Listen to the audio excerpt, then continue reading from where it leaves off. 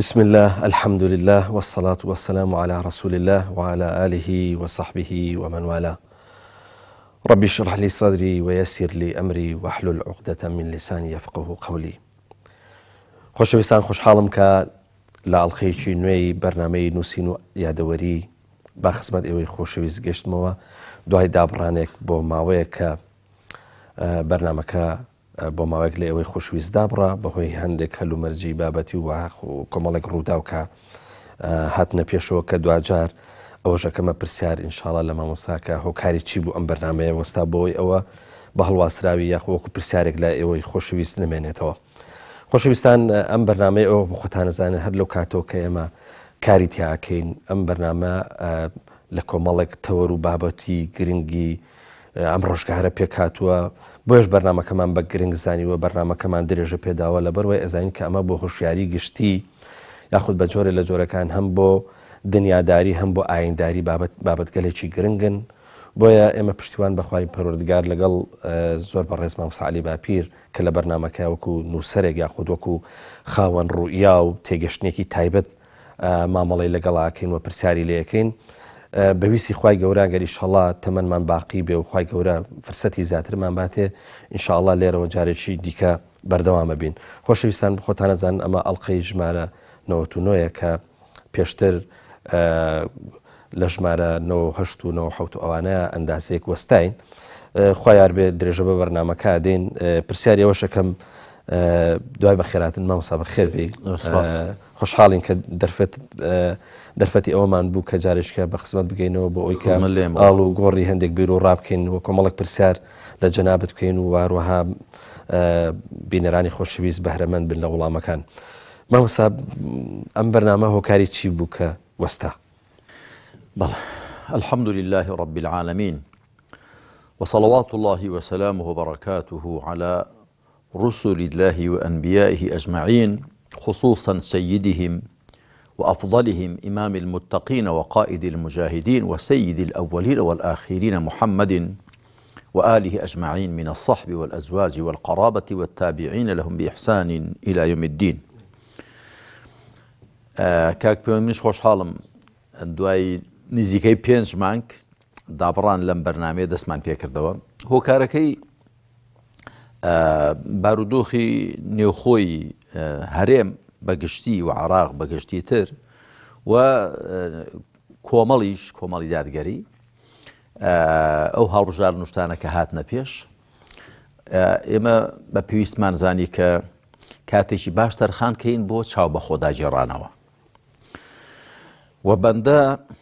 هەڵسان بە گوێگرتن لە سەرجەم ئۆرگانەکانی کۆمەڵی دادگەری. ئێمە 12 مەڵبەندمان هەیە لەگەڵ 13 مەکتەب و دەستگا لەگەڵ کۆمەڵێکشتی دیکە کە لە نێو مەکتەبەکاندان کاتێکی باشم تەرخان کرد بۆ گوێگرتن لە هەموو ئەوانە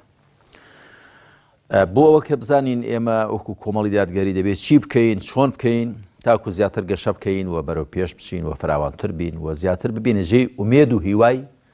خەڵکی هەرێمی کوردستان. ئەوە کاتی زۆری دەویست کاتێک زۆرمان بۆ ئەوە تەرخان کرد. ئومێدم وایە دوجار بە قازانجی هەموو خەڵکی و ئەندامانی نێو کۆمەڵی دادگەری و لە پشت ئەوانیشەوە بە قازانجی خەڵکی هەرێمی کوردستان تەواو بێ. خۆی گەورە موفقتان کارەکەی ئەوە بۆ من دووبارە خۆشحاڵم بە دیداری جەنابیشت و بە دیداری بینەران و بیسەرانی بەڕێز و خۆشەویستی. سپاس دەکەین. مامۆستا لە پرسیارێکی زۆر سادە بەڵام زۆر گرنگ دەست پێ یەکەم. ئەوش ئەوەیە بەڕاستی سیاست بۆ بەبار بەسەر خەڵکەوە. یعنی سیاست ئیتر تەنجی پیاڵچنیوین مامۆستا وەکو هاوڵاتی. ئێستا ئەوەی کە ڕەنگە دروست بێ بێڵێن ئەوەی کە خەڵک هەستەکە پێویستی پێی نییە سیاسەتە. بەجددی مامۆستا سیاست ئیتر دەستی لە بینەقاقەمان ناوە خەریکە ئەمان خنچێنە. یعنی تۆ کارکتەرێکی سیاسی دیاری کوردستانی و سەرۆکی هێزێکی کاریگەری لە کوردستان کە کۆمەڵی دادگەری کوردستانە. مامۆستا سیاست ئاوا بێ بۆ چۆمانە بە ینی چارەنووسی ئەم خەڵکە بۆ کوێچێ؟ کاک پەیوەند ئەو پرسیارەت ئەو ئاەتە مبارەکەی پێش کۆتایی سوورەتی ئەلقەسەسم دێنێتەوە یاد كأخوة سبحانه وتعالى لدواي بسرهاتي قارون كذا فرميت إن قارون كان من قوم موسى فبغى عليهم. قارون لقلي موسى بو بنو إسرائيل بو بلام ليان هلق الرأي واستمي لي كردن بهوي أو سروة سامانة حرامي لپناي فرعون دا لپناي حكم ديكتاتوري فرعون دا وسريكين أبو پزبندي كربو لقومكي هلق الرأي جاء دوائي درجه بسراتی قارون هاتووە کە سەرنجام خوای پەروەردگار بە خۆی و بە کۆشکەکەیەوە نغڕۆی کردووە بە زەویدا بردۆتە خوار فخسفنا به وبداره الأرض خۆی و خانوبەرە و کۆشکەکەیمان بە زەویدا ڕۆبردە خوار. لە دوای ئەوە خوا سبحانه وتعالى ئەم ئاەتە مبارەکە دێنێ دەفەرمێت تلك الدار الآخرة نجعلها للذين لا يريدون علوا في الأرض ولا فسادا والعاقبة للمتقين. دەفەرمێ ئەم منزڵگای دواڕۆژ ئەو منزڵگای کۆتایی دواڕۆژ کە بەهەشتا بۆ کەسانێکی دادەنێوین کە نایانەوێ لە زەویدا خۆبەرزکردنەوە خۆپەڕستکردن و خۆسەپاندن بکەن و تێکدان بکەن. تلك الدار الآخرة نجعلها للذين لا يريدون علوا في الأرض ولا فسادا. نایانەوێ نە خۆسەپاندن و خۆبەرزکردنەوە بکەن بەسەر خەڵکدا بە چاوی خزمەتکار تەماشای خەڵک و هاوڵاتیان بکەن ئەوانەی کە حکمیان دەکەن و حکمیان بەسەریاندا دەڕاوەکو و خزمەتکار تەماشایان بکەن خۆیان و حیزبەکەیان و بنەماڵەکەیان و دەوروبەریان وا تەماشا بکەن کە دەبێ خەڵک لە خزمەتیاندا بێ و خۆیان بە خاوەنی عیباد و بیلاد دەزانن لە ئەنجامی ئەوەدا چی دەکەن خۆ فەڕز دەکەن و خۆ بەرز دەکەن و خۆ دەسەپێنن و تێکدان و خراپەکاری دەکەن. دوای دەفەرمێ والعاقبة للمتقين سەرنجامیش بۆ پارێزکارانە. پارێزکار لە ڕاستیدا وەکو چۆن واتە کەسێکە خۆی دەپارێزە لەوەی شتێک کاخوا پێی ناخۆش بێ کە خوا دووشتی سەرەکی پێ ناخۆشە ئەرکەکانی کە دایناون بیان شوێنی قەدەغەکانیشی بشکێنی خوا بەو دووشتە پێی ناخۆشە ئەو پەیوەندی نێوانی خۆمان و خوا و وەکو چۆن تەقوا ئەوە دەگرێتەوە کە دەبێت خۆلەوە بپارێزین هەروەها تەقوا واتە خۆپارێزی ئەوەش دەگرێتەوە کە خۆ لە هەر شتێک بپارێزی کە مایەی تێکدانی هێمنی و ئاسایشی خەڵک بێ مایەی تەنگ بە خەڵک هەڵچنین بێ بێزارکردنی خەڵک بێ نیگەرانکردنی خەڵک بێ. بۆیە ئەو دوای دەفەرمێ سەرنجام بۆ پارێزکارانە واتە کەسانی کە خۆلەوە دەپارێزن. بۆیە هاتەوە یادەم چوون کە بەڕاستی ئەو شێوە حوکمڕانی لە وڵاتەدا دەکرێت هەم علووی تێدایە خۆبەرزکردنەوە هەم ئیفساد و تێکدانیشی تێدایە. هەر بە ئانقەس دەویسترێت تێک بدرێ خەڵکێک تێک بدرێ هەڵوەشانەوەی خێزان بەلا ڕێدابردنی گەنج و لاوەکان سەر لێشەواندنیان و جیرۆدەکردنیان بە بەکارهێنانی مادە سەرخۆشکەرەکان لە کافتریاکاندا نێرگە لە کێشان و داوێن پیسی بەدڕەوشتی بە ئانقەس دەویسترێت کە خەڵک تێک بدرێ. بۆ زۆر جار گوتومە لە کتێبەکانی خۆمدا زۆر جار باسم کردووە کە هەر خاوەن ئامانجێک لە قەدەر ئامانجەکەی خۆی خەفتانی ئامراز دەکا واتە ئامانجەکەی چۆن بێ ئامرازی ئاواشی بۆ دەستەبەر دەکا و لیان دەخەفتێ. کەسێک ئامانجی باشی هەبێ ئامانجی باش بە ئامرازی خراپ نایەتە دی. کەسێک ئامانجی خراپی هەبێ خۆ فەڕزکردن بەسەر خەڵکدا و تێکدان دەبێ جۆرە کەسانێکیش پەروەردە بکە و دەبێ ژینگەیەک سازکە کە ئەو ئامانجە خراپەی تێدا بێتە دی. بۆیە بەداخەوە ئەوانەی کە ئەو چینە سیاسیەی ئەلبەتە بەگشتی قسە دەکەین ئەگەرنا لە هەموو شوێنێک چاک و خراپ هەیە بەڵام بەڕاستی بەداخەوە زۆربەی ئەوانەی کە حوکمڕانن لە وڵاتەی ئێمەدا ئێستا لەوانن کە خۆفەڕزکردنیان دەوێ خۆسەپاندنیان دەوێ بەسەر خەڵکدا و تێکدانیشیان دەوێ و ئەوەش زۆر بە جوانی و بە ئاشکرا دیارە. هەموو ئەو کەناڵانەی کەدایان ناون کە بە پارەی خەڵکی ئەم وڵاتە بە پارەی دزرا و دەست بە سەرداگیراوی و وارداتی ئەم وڵاتە ئەو کەناڵانە تەمویل دەکرێن بەڵام بۆچی بەکاردێن. من هێندێک جار زۆر سەرم سوڕ دەمێنێ دەبێ ئەوانە بیر نەکەنەوە کە باشە ئەو خەڵکی کە تو ئاوا پەروەردەیان دەکەی دوای بەلەکی خۆت دەگەرنەوە پاشان ئەگە تۆ ئەوت پێچاکە بۆ کچ و کوڕی خەڵک ئەی کچ و کوڕەکانی خۆت بۆ تاقەت کردووە و لەولادان کەس هەر نایان بینێ ئەگەر ئەوت پێچاکە بۆ ژنی خەڵک ئەی بۆ ژنەکانی خۆتان نایان وەرن من شتێکم پێچاک بێ بۆ خەڵک پێشێ بۆ خۆم ممارەسەی دەکەم بەڕاستی زۆر جێی پرسیارە ئەوانە تا چۆن ڕادەیەک دڵسۆزی ئەم خەڵک و وڵاتن دڵسۆزی پیاوان و ئافرەتان و کوشان و کوڕانی خەڵکی ئەم وڵاتان جا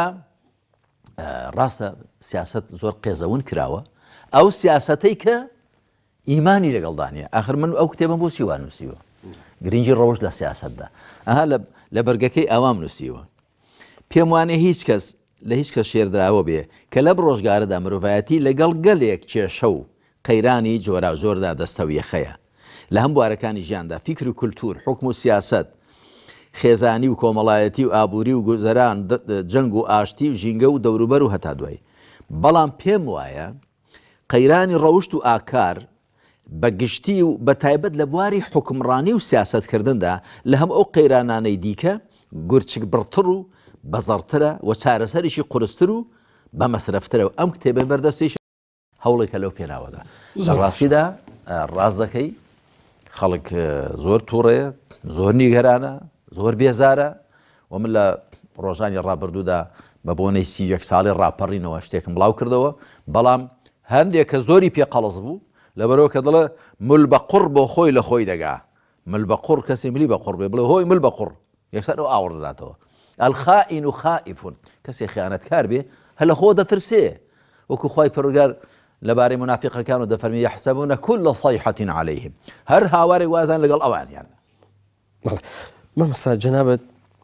باس لەوە کرد کە هەرکەس ئامانجێکی باشی نەبێ و بە تەئکید ئەو ڕێگاش کە بەرەو ئامانجەکەیە بە تەئکید باش نابێ واتە ڕێگای جۆرا و جۆر دەگرێتە بەر کە ڕەنگە ئەو ڕێگایانە ڕێگای خراپ بن کەواتە بە بچینەوە ناو کتێبەکە لەو چوارچێوەیە پرسیاری ئەوە بکەین بزانین ئایا سیاست چەندێک وابەستەی ئامانجەکانە یاخود چەندێک ملکەتە بۆ ئامانجەکان کاک پەیوەند ئێمە هەمیشە دەبێت دوو جۆرە سیاست لێک جا بکەینەوە و ئەم کتێبەشم بۆ ئەوە بۆ ڕوونکردنەوەی ئەو بابەتە نووسیوە سیاستێک کە لەسەر بناغی ئیمان دەکرێت لەسەر بناغی خواناسی دەکرێت پەیوەندی بەخواوە و لەسەر بناغی حیسابکردن بۆ ڕۆژی دواوی لێپرسینەوە و دادگاییکردنی خوا بۆ مرۆڤەکان دەکرێت ئەو سیاسەتە لەگەڵ ئەخلاقدا تێکەڵ چێشە لەگەڵ بەهابەرزەکاندا تێکەڵ چێشە ئەو سیاسەتە هەمان ئەو سیاسەتەیە کە پێغەمبەرانی خوا سەڵات و سەلامی خوایان لەسەر بێ و شوێن کەوتوانی پێغەمبەرانی خوا لە هەموو چاخ و سەردەمەکاندا پەیڕەویان کردووە کە پێغەمبەری خاتەم عەلەیهی سەڵات وسەلام دەفەرمێ کانت بەنو ئیسرائیل تەسوسهم الئەنبیاء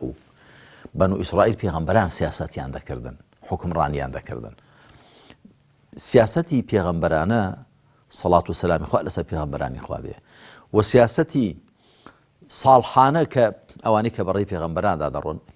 ناگونجێ لە ئەخلاق و لە ڕەوشت و لە بەها بەرزەکان جیابێ ناگونجێ سیاسەتکردن ڕەحم و بەزەیی تێدا نەبێ بە تەنگەوبوون و پەرۆژبوونی خەڵکی تێدا نەبێ مشور لێ خواردنی خەڵکی تێدا نەبێ دڵسۆزی بۆ خەڵکی تێدا نەبێ دادگەری تێدا نەبێ ڕاوێشکردنی تێدا نەبێ ناگونجێ وەکو من لێرەدا باسم کردووە بۆیە ئەو جۆرە سیاسەتە کە وەکو گوتم لەسەر بناغی ئیمان دەکرێت و لەسەر بناغی خواناسی و لەسەر ڕێبازی پێغەمبەری خاتەم صلی الله عليه وسلم کە ئەویش تەواوکەری کار و پرۆژه هەموو پێغەمبەرانە عەلەیهیم السەڵات وسەلام سیاسەتێک کە لەسەر ئەو بناغیە دەکرێت بە تەئکید لەگەڵ ئەخلاقدا تێکەڵ چێشە لەگەڵ هەموو بەها بەرزەکاندا تێکەڵ چێشە بەڵام سیاسەتێک کە دوور لە ئیمان و ئەخلاق دەکرێت دوور لە حیسابکردن بۆ خوا و بۆ قیامەت دەکرێت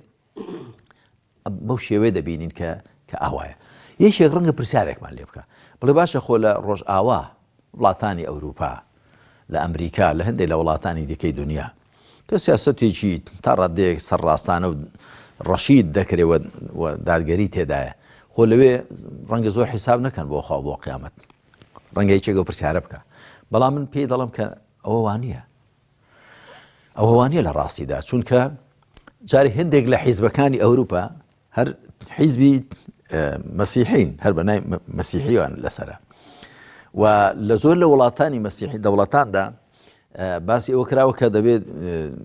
دینی ڕسمی ئەو دەوڵەتە چییە؟ مەسیحێتە چییە؟ جا مەسیحێت زۆری پرۆتستانتە، ئەرتۆدۆکسە، کاتۆلیکە لە دەستورەکانیاندا هەیە. ئەوە وان نییە کە دین تەسیری و کاریگەری نەبێ بەسەر ڕەوشت و ئاکارەکانی حکمڕانان و سیاست مەدارانی ئەو وڵاتانە. ئەوە یەک دوو مەرج نییە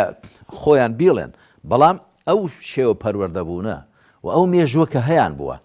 بەڵێ ئەوانە کاتی خۆی کێشە پەیدا بوو لە نێوان کڵێسا، پیاوانی کڵێسا و خەڵک و جەماوەردا، بەڵام لە ڕاستیدا دین شتێکی ڕۆچوویە لە مێژووی مرۆڤایەتیدا و لە کللتور و فەرهەنگی زۆر لە گەل و نەتەوەکاندا. کەواتە ئەوە لایەکی قازەکە. لایەکی دیکەی ئەوەی کە شریعەتی خوای پەروەردگار بە پێی فیتڕەتی مرۆڤ هاتووە کاک پێوە. یعنی ئەو فیتڕەت و خواڕسکی کە مرۆڤەکانی لەسەر خوڵقاندووە و سروشتاندووە، ئەو خۆ هەمیشە لەگەڵ مرۆڤەکاندا هەر هەیە. فطرة الله التي فطر الناس عليها وشيء الناس لقرآن ده يعني خلق بقشتي بمسلمان ونا مسلمانوا. فطرة الله التي فطر الناس عليها، أما اللي شو هذا فرمي فأقم وجهك للدين حنيفة فطرة الله التي فطر الناس عليها. روي خوت الراس راقرة برامبر بالدين خواب باكي همان خوار رزقو زكماك كخوا خلشي لسر سروشتان دو جاهم برو فكان عقلي أنهر هي فطرة ناخو زكماك كان هي كخوا لسري خلقان دون هندي لزانيان دلن شريعتي كلري وحي خوا دادا بزي فطرتي شي درجيه فطرتش شريعتي شي نيوچيه. يعني الشريعة فطرة خارجية والفطرة شريعة داخلية. كواتا هو أنا هر عقل فطرتي أنا هريك أخوة لسري خلقان دون بعقل فطرة دزانن كدبي دادگري هبي نابي استم هبي نابي قوركاري هبي نابي شي هبي كواتا هو قضية بداخل لولاتي إمدا حكم راني وسياسة كردن لبها برزكان لأخلاق وقيم دابراوة لبرشي لبريو بناغي حكم رانيكا بريتينيا لبيودي لقال خوا وحساب كردن بو قيامته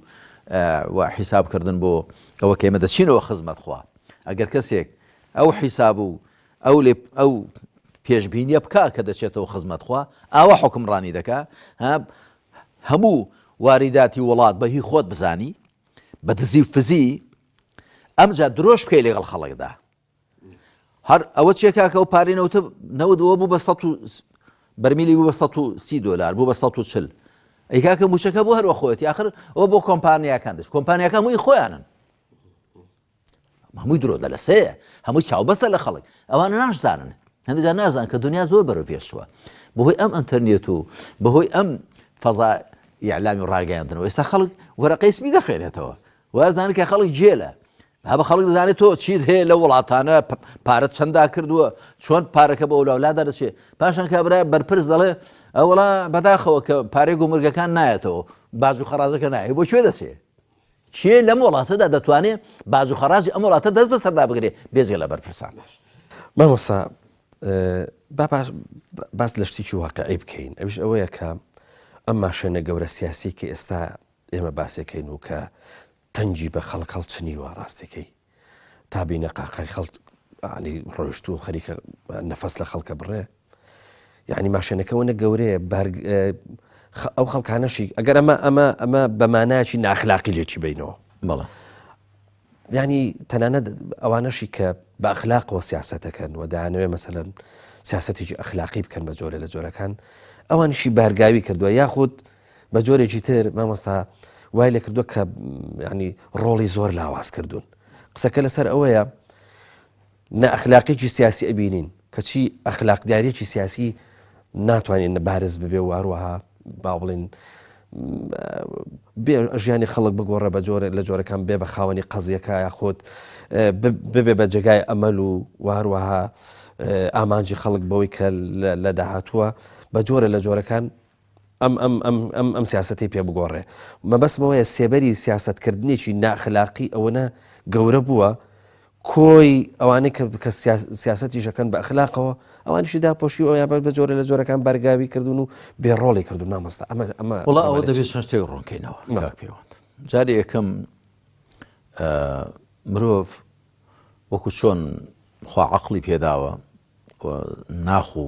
زگماکێکی پێداوە کە تا ڕەدێک حەق و ناحەقی پێ لێک جیا دەکاتەوە وێڕای ئەوە مرۆڤ کۆمەڵێک غەریزەشی هەن کە ئەگەر لە خۆی وریانە بێ غەریزەکانی بەلاڕێیدا دەبن پەلچێشی دەکەن بۆ خراپە. ئەفەڕەئەیتە مەن اتەخەذە ئیلاهەه هەواه خوا دەفەرمێ ئایا ئەو کەسەت بینیوە کە ئارەزوو خۆی کردوێتە پەرستراوی خۆی کەواتە مرۆڤ دەگونجێ ئارەزووی خۆی بکاتە پەرستراوی خۆی و پێغەمبەر صلی الله عليه وآله وسلم دەفەرمێ تعس عبد الدينار تعس عبد الدرهم تعس عبد القطيفة بدبخت ئەو کەسەی دەبێتە کۆیلەی زێر بدبخت ئەو کەسەی دەبێتە کۆیلەی زیو ئەو کەسەی دەبێتە کۆیلەی پۆشاک قەتیفە زۆرە پۆشاکێکی نایە بۆ کاتی خۆی کەواتە دەگونجی ئینسان ئەو شتانە بپەرستێ ئەوە لایەکی قەزیە. لایەکی دیکە قەزیە ئەوەیە کاکە پەیوەند ژینگە دەوروبەر و ژینگە کاریگەری هەیە لەسەر مرۆڤ. پێغەمبەر صلی الله عليه وسلم لەوبارەوە دەفەرمێ كل مولود يولد على الفطرة فأبواه يهودانه أو ينصرانه أو يمجسانه وفي رواية أو يشركانه كما لصاحب بخاري مسلم دهاتوە هەموو لەدایک بوویەک لەسەر زگماک لەدایک دەبێت ئەو زگماک و ناخب پاکەی کە خوا مرۆڤەکەی لەسەر خۆڵخاندووە دوای بابودایکی یعنی ژینگە و دەوروبەری دەیکەنە جوولەکە دەیکەنە نەسڕانی دەیکەنە مەجووسی و لە ڕیواتەدا دەیکەنە مۆشریک کەواتە ژینگە و دەوروبەر کاریگەری نەرێنی هەیە لەسەر مرۆڤ هەروەکو ئەگە خراپ بێ هەروەکو گەر ژینگەکە و دەوروبەرەکە باش بێ کاریگەری ئەرێنیشی هەیە لەسەر مرۆڤ. ئەوە سێ چوار ئەوە دوو سێ لایەکی دیکە قەزیە ئەوەیە کە ئەو شێوە حوکمڕانی وەکو لە سەرەتاوە باسم کرد کاری کردووە لەسەر تێکدانی خەڵک بەگشتی یعنی میزاجی خەڵکی بەگشتی تێکداوە. کاک پێوت من بەرپرسی ئەم وڵاتە هاتووە وەلا گوتوێتی مامەسا من ئەوەندە ملیۆنە وەردەگرم گوتمە بەڵێ توێتی بەڵام وەڵای لێ مرتاح نیم بۆ توێتی وەڵی دەزانم حرامە بە بەڵگەی ئەوە کە من کاتی خۆی لەگەڵ ڕژێم بووم دراوسەیەکەم هەبوو پێشمەرگە بوو ئەمن هاوکاریم دەکردن ئێساش هەر ئەو دراوسەیەم کە ئەو چەند ساڵ لە چیا بووە پێشمەرگە بووە ئێساش هەر من هاوکاری دەکەم ئێساش هەر لەگەڵ ڕژێمی ئێساش هەر لەگەڵ ڕژێمی کاکی خۆم وتیجا من بەڕاستی پێم خۆش بوو نیوەی موچەکەم وەربگرم و بە حەڵاڵی بزانم وتم جا تۆ چانی ویژدانێکی زیندوت هەیە ئەوەی کە حرامە بە حرامی دەزانی هیوای ویژدانی بردووە من نەفەر هاتووە بۆلا لەم هەولێرە گوێتی مامۆستا تا ئێستا من دوو جار بەهرەمەند بووم بەڕاستی نەمزانی مەبەستی چێت بەهرەمەند وتم بەڵێ وتیجا ئێستا بۆ جاری سێم بەهرەمەندم دەکەن داخوا حەڵاڵ یا حرامە ئەمیشتم وەڵا زەحمەنێ بەهرەمەند یعنی چی وتی وەڵا دوو جار زەویم پێدراوە وتم خانووی خۆت هەیەکتی بەڵێ گوتم ئێوتی ئێستا بۆ جاری سێم زەویم دەدەنێ لەبەرەوەی کە من ئینتێما بۆ حیزبێکی دیاری کراوە هەیە وتیجا دەڵم داخوا حەڵاڵە یان نا ئەمیشتم خەڵکی ئەم وڵاتە هەمووی بەش حەقی هەیە لە عەرز و خاکی ئەم وڵاتەدا چوار دیوارێکی هەبێ ماڵ منداڵی خۆی تێدا بحەوێنێت وتی بەڵێ وتمە تۆ ئەوە جاری سێمە وتم ئەسڵەن جارە دووەمەکەشت قەدەغە بووە جارە یەکەمەکەش نازانم چەندیان داویە وتی وەڵا زۆر بە نازانم خوا 500 مەتر بۆ ئەوانە یەکتم کاکە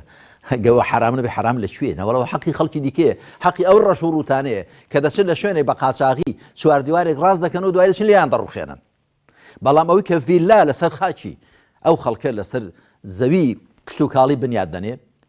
ڤیلایەکی چەندۆنمی ئەوە وەکو بەرزەکی بانان دەست بە سمێڵی خۆی دادێنێ ڕەش و ڕووتەکەش کە بە قەرز و قۆڵە بە کوێرەوەری چوار دیوارێک دروست دەکات لەسەر 100 مەتر دووجا 100 مەتر 120 مەتر دەچن لێ دەڕوخێنەوە دەمنە کاکە حرامە جا کاک پێوەن ڕاستە ئەوانەی کە دەیانەوێ ئەم کۆمەلگایە و شێوەی سیاسەتکردن و حوکمڕانیکردن ئەم کۆمەلگایە بگۆڕن ڕاستە ئەویش چەند هۆکارێکی هەیە ئەو ئەوانە هێندێکیان بوون کەوانە ژینگی خەڵکیان تێکداوە تۆ تەماشا بکە لەم وڵاتەدا چەند ڕێژەی بەشداربووانی چون بۆ انتخابات و بۆ دەنگدان چەند بوو 125 175 بایکۆتی کردووە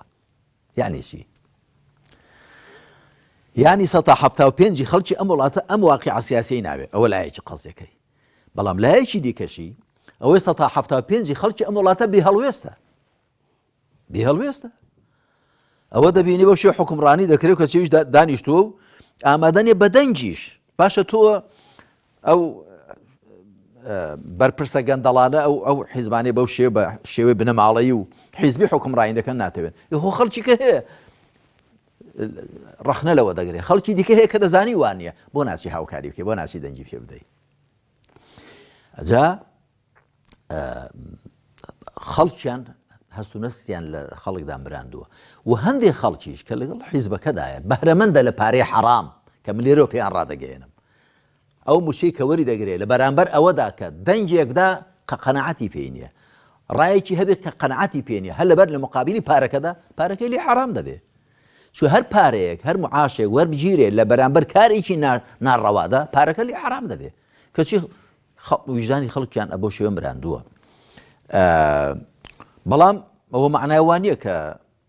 ئەو لایەنانەش بۆ وێنە ئێمە وەکو کۆمەڵی دادگەری بەرپرسیار نین بۆ ئێمە ئێستا زۆر خەریکی چاو بەخۆدا جێڕانەوەین و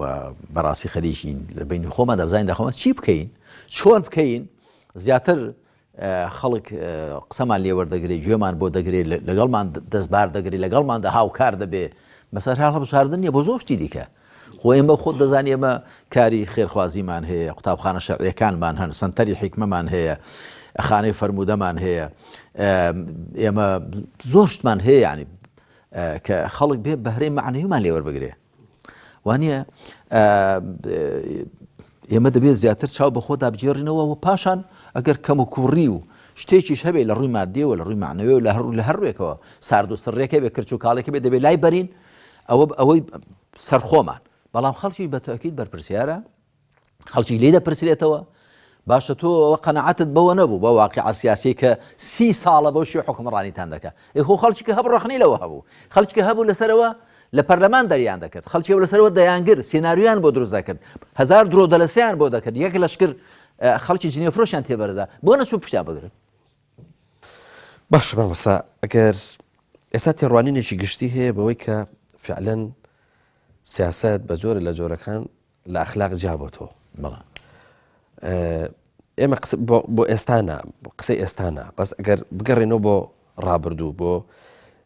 سیرەتی پێغەمبەر صلی الله علیه وسلم بزانین ئاماژەیەک هەیە بەوەی کە ساتە وەختێک گێت کە فعلەن ینی ئەمەی کە دەسەڵاتدارە و واروەها خاوەن حکوومەت و حکومڕانیە بە جۆرە لە جۆرەکان لە ئەخلاقە بچڕێ و واروەکو ئاماژەیە بۆ ئێستا شتێکی وامان هەیە مامۆستا فەرموودەکانی پێغەمبەر صلی الله علیه وسلم بەڵێ هەمانە هیچێک لە فەرمایشتەکان کە من لەم کتێبەدا نەمهێناوە بەڵام لە کتێبی ئیسلام و دەوڵەتداریدا لە بەرجی یەکەمدا هێناومە پێغەمبەر صلی الله عليه وسلم دەفەرمێ سيفترق السلطان والقرآن فدوروا مع القرآن حيث دار دەسەڵات لەگەڵ قورئان لێک جا دەبنەوە کاتێک دێلینێ مسلماناندا ئێوە هەر لەگەڵ قورئاندا بسوڕێن بۆ هەر شوێنێکی بردن لە خزمەت قورئاندا بن ئەو ئاماژەیە بەوە هەڵبەتە ئەو لادانە هەر لە سەردەمی حکمی ئومەویەکانەوە دەستی پێکرد کە شێوەی دانانی حکمڕانیان لە ڕاوێژەوە کە پرسوڕای خەڵک بێ و خەڵک خۆیان دایبنێن گۆڕی بۆ میراتی و بۆ بنەماڵەیی لەوێوە دەستی پێکرد بەڵام کەم زۆر حکم بە شەریعەت هەردەکرا لە کایەکانی دیکەدا دوای وردە ئەمجا دوای نەمانی دەوڵەتی عوثمانی کە دووە ئاڵقەی حکمڕانی ئیسلامی بوو ئەوە یەکجاری ئەو حکمی علمانیەت و سێکۆلاریزم و لیبرالیزم و ئەمجا بەتامی کاپیتالیزم جارێک بەتامی سۆسیالیزم و مارکسیزم لە وڵاتانی مسلمانشیندا دەستی پێکرد بەڵێ ئەو فەرمایشتێکی پێغەمبەر عەلەیهی الصەلاة والسەلام و فەرمایشتێکی هەیە کە لەم کتێبەشدا هێناومە کە ئەلبانی بە صحیحی داناوە لە مسنەدی ئیمام ئەحمەد و لە تەبەرانی و لە ابن ماجە و لە ئەوانەدا هاتووە پێغەمبەر عەلەیهی الصەلاة والسەلام دەفەرمێ ستەکون سنوات خداعات يؤتمن فيها الخائن ويخون فيها الأمين ويصدق فيها الكاذب ويكذب فيها الصادق ويتحكم فيها الرويبضة قيل وما الرويبضة يا رسول الله صلى الله عليه وسلم قال الرجل التافه يتكلم في أمر العامة دەفەرمێ ساڵانێکی فریودەر دێنە پێش ئەوەی کە ئەمینە بە خائین دادەندرێ ئەوەی دەستپاکە و ئەمینە بە خائین دادەندرێ ناو ناتۆری خراپی بۆ دەکرێت ئەوەی خائینە بە دەستپاک و ئەمین دادەندرێ مەدحی دەکرێت پیاوی درۆزن بە ڕازگۆ دادەندرێ پیاوی ڕازگۆ بە درۆزن دادەندرێ ڕۆی بیضە حکمی تێدا دەکا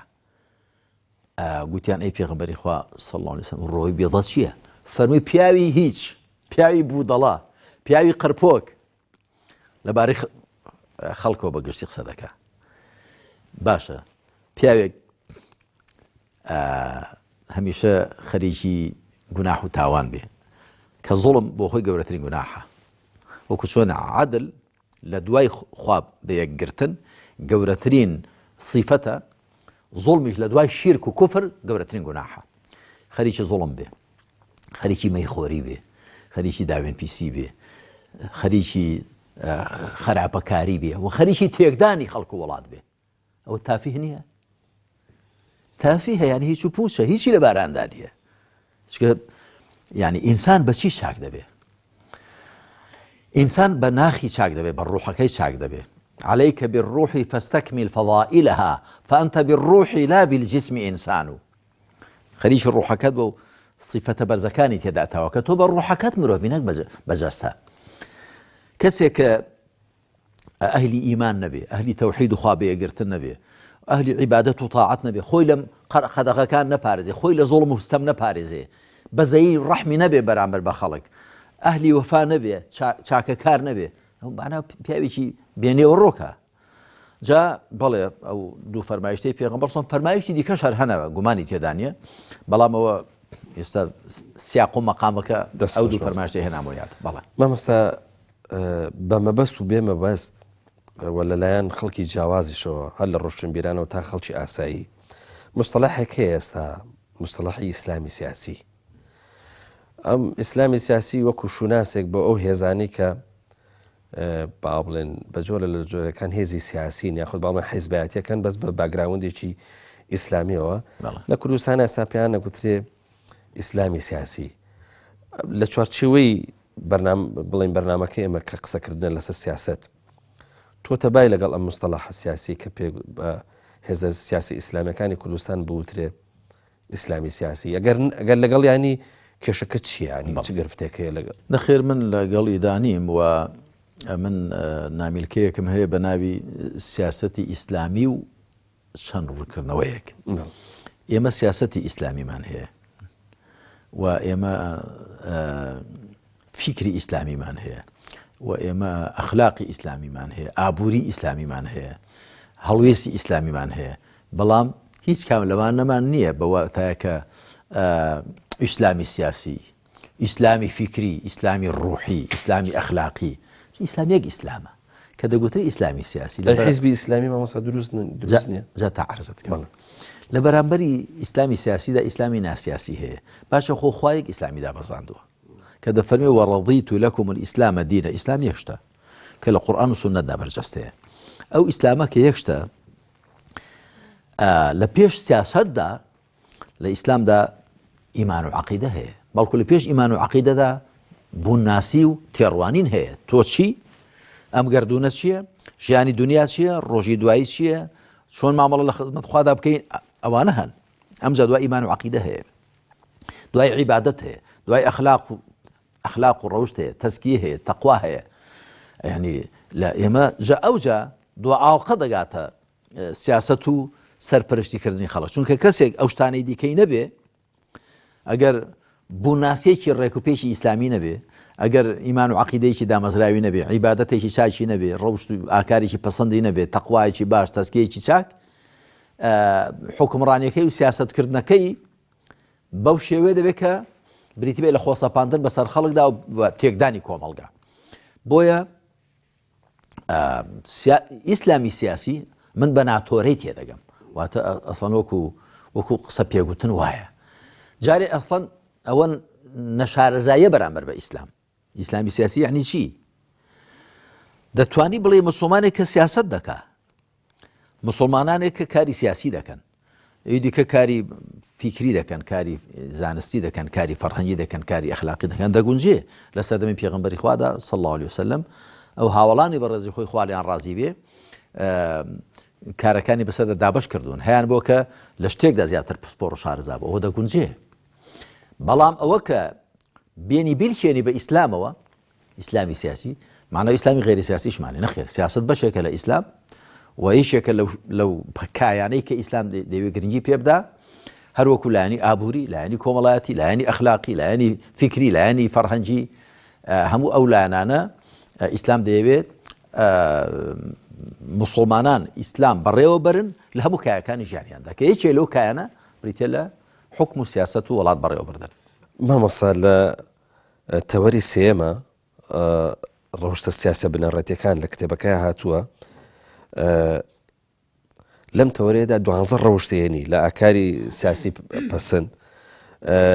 لە ڕاستیەوەتە لە سدقەوە دەست پێەکە تاکو ئەمانێت پارێزی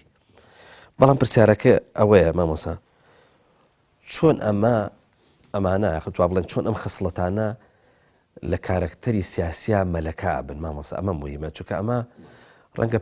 پێویستی بەوە هەبێت کە ئینسان لەگەڵ یا بژی و بەشێک بێ لە پەروەردەی ئینسان ئێمە مەسەلەن بۆن منە ئێستا لەم واقعەیە چۆن ئەمانە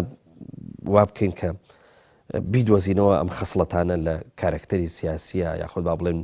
ئەو کارکتەر سیاسی مەلەکە بوو بنتیایە تێدا ببنە سیفەتێکی ڕیشەدار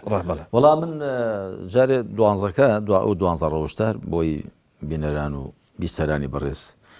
و بیریان بێنەوە یەکەم ڕاستی صدق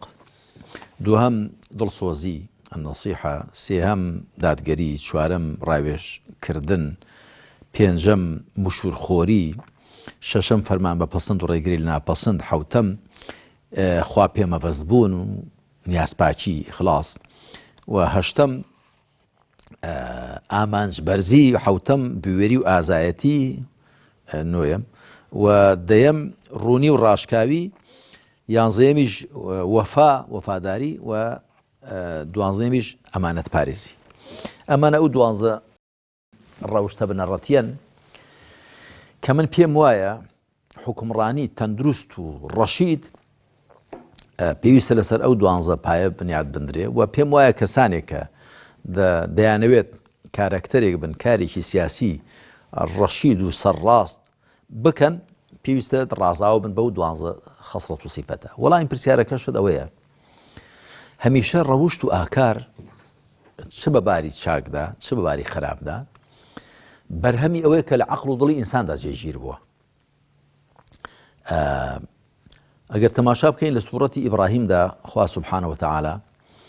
وێنەیەکمان بۆ دێنێتەوە دەفەرمێ ئەلەم تەڕە کەیفە ضەرەبە الله مثلا كلمة طيبة كشجرة طيبة أصلها ثابت وفرعها في السماء تؤتي أكلها كل حين بإذن ربها كذلك يضرب الله الأمثال للناس لعلهم يتذكرون دەفەرمێ ئایا سەرنج نادەی خوا وێنەیەکی هێناوەتەوە درەختێکی بەردار درەختێکی پاک و چاک بە وێنەی هێناوەتەوە بۆ وشەیەکی پاک و چاک کە زۆربەی زانایان دەڵێن کەلیمەتون طەیبە مەبەست پێ کەلیمەی تەوحیدە واتە خوا سبحانه وتعالى وشەی تەوحید و خوا بەیەکگرتنی شوبهاندووە چواندوویەتی بەچی بە درەختێکی بەردار دوایی درەختەکە دەکا بە سێ بەش ئەسڵ و فەرع و ئوکول ئەسڵها ثابت ڕەگ و ڕشەکەی چەسپاوە وفرعها في السماء لقوپۆوەکانی بەرز بوونەوە تؤتي أكلها كل حين بإذن رب أكل يعني میوە ثمر میوەکەی هەموو کاتێک دەدا ئەوە لە بەرامبەری ئیمان و عەقیدەدا چی دەگرێتەوە ئیمان و عەقیدەکە ئەوەی کە لە عەقڵ و دڵدا جێگیر دەبێ پابەندی بە ئیمان و عەقیدەوە ئەوەیە کە لەسەر ڕواڵەتی ئینسان دەردەکەوێ و میوەکە دەکەوێتە بەرامبەری ڕەوشت و ئاکارەکان کەواتە ئێمە کاتێک ڕەوشت و ئاکاری پەسەند ئەم 12 و غەیری ئەم 12ش لە کارکتەریشی سیاسیدا بەدی دەکەین و کاتێک دەچەسپن کە خاوەنی ئیمان و عەقیدەیەک بێ کە خاوەنی بەندایەتی و پەرستنێک بێ بۆ خوای متعال لە ڕاستیدا هەمیشە ڕەوشت و ئاکار بەرهەمی عیبادەتن عیبادەت بەرهەمی ئیمان و عەقیدەیە ئینسان ئیمان و عەقیدەکەی چەند چەسپاو بێ ئیلتیزام و پابندێکی هێندە دەبێ ئیلتیزام و پابندێکی بە شەریعەتەوە چەند بێ ڕەوشت و ئاکارەکەی ئەوە ئەوەندە بەرز دەبێت. مامۆستا لە تەوەری چوارەم ڕەوشت و ئاکارە سیاسە بەرزەکانی بەرپرسان ببوورە بۆیە ناچارم بەوەی کە کتێبەکە تۆزێک بە خێرایی بەناوی گەشت بکەین بۆی بینەران هەر بە شێوەیەکی گشتی گوێبیستی ببن دوایی خۆیان بچنەوە سەر کتێبەکە بتوانن سوود لە کتێبەکە ببینن. مامۆستا لەم تەوەرێشە دیسان 12 بنەمای دیکە دەهێنی کە لە بەزەی و پەرۆشیەوە دەست پێکات تا دەگاتە لێپرسینەوە و سزادانی خراپەکاران و ڕێزگرتن و هاندانی کەسانی دڵسۆز و شایستە. تێکڕە ئەم خەسڵەتانەش مامۆستا بەئاو بڵێن ئەبێ لە کەسانی بەرپرسا ببن بە ئەخلاق ببن بە کردەوە ئەمەش بەخۆی حکمەتێکی گەورەیەوێ مامۆستا دیسان ئەمانە چۆنە بن بە کردەوە ئەوە گەر کوتمان بوو بە خەسڵەتی ڕەوشتی ئەوانە